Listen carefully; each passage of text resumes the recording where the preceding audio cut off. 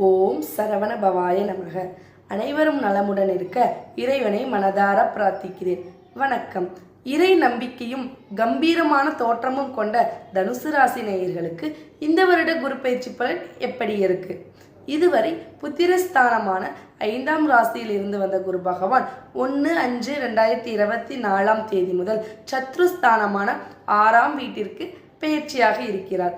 சத்ருஸ்தானத்தில் இருக்கின்ற குரு தான் நின்ற ராசியில் இருந்து 5ஆம் பார்வையாக தொழில் ஸ்தானத்தையும் 7ஆம் பார்வையாக விரயஸ்தானத்தையும் 9ஆம் பார்வையாக குடும்பஸ்தானத்தையும் பார்வையிட இருக்கின்றார்.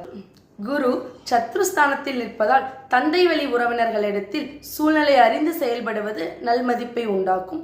எதிலும் நேர்மறையான எண்ணங்களை வளர்த்து கொள்வது மன அமைதியை ஏற்படுத்தும்.